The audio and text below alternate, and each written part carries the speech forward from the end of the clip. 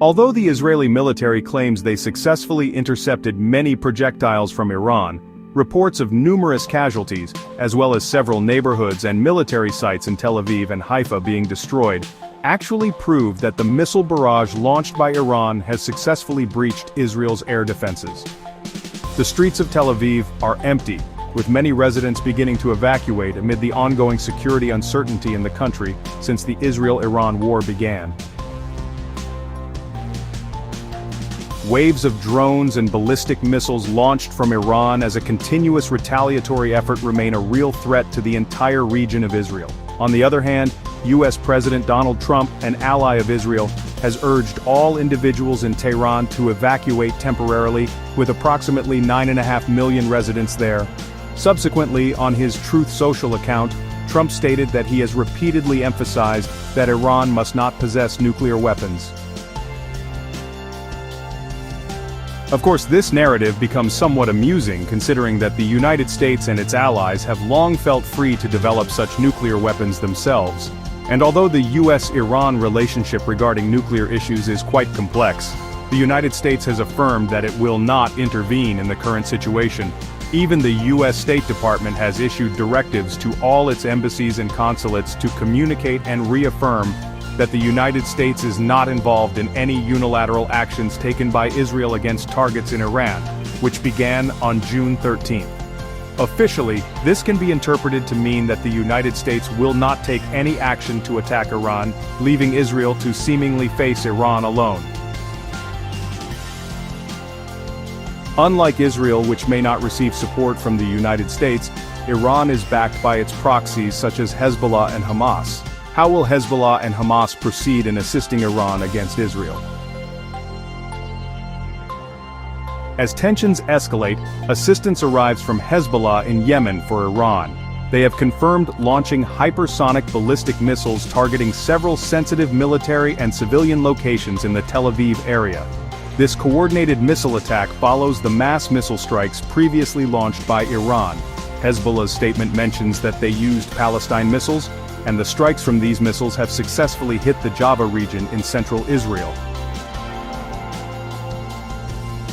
From the outset, Hezbollah has committed to supporting parties that agree to resist the Zionist side, upholding solidarity with Gaza and Iran, and vowing to carry out increasingly larger attacks unless Israel ends all forms of siege and oppression. Previously, Abdul Malik al-Hezbollah, the leader of the Ansar Allah Hezbollah movement in Yemen, firmly stated that they strongly condemn Israel's attacks on Iran and urge the Muslim world to unite in defending Muslim nations targeted by Israeli aggression. Similarly, Hamas has now also declared its support for Iran. Hamas is reported to have joined Iran's retaliatory wave by launching rockets from Gaza toward southern Israel on June 14. At the exact moment these two rocket attacks arrived, air raid sirens sounded in communities like Nero's. Although the rocket attacks landed in open areas and caused no casualties, they managed to instill panic in the region. Previously, Hamas's armed wing spokesman Abu Ubaidah stated via a Telegram post last Friday that their group would support Iran in the conflict against Israel. According to him, the Zionist enemy is truly deluded if it believes the dangerous attacks aimed at Iran can weaken the front lines of resistance or stabilize the fragile pillars of this entity in the region.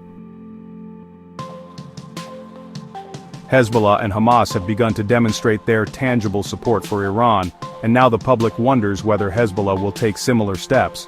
However, this question remains unanswered, as on June 14, Pars Lebanon reported that the government had reached an informal security agreement with the Hezbollah group to refrain from interfering in the Israel-Iran war that began on June 13. Once again, for now, the United States reaffirms it will not intervene in the conflict between Israel and Iran, even though it has long been the primary arms supplier for Israel. But what if in the future, the United States steps in and provides support to Israel? What would happen? Unfortunately, historical facts are clear. Even if the United States assists Israel, it doesn't guarantee victory.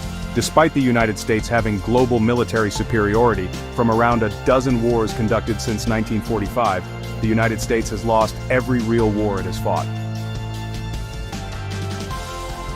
Amid the escalating waves of retaliatory attacks from Iran against Israel, a surprising statement came from former Israeli Prime Minister Ehud Olmert in a recent interview with a media outlet.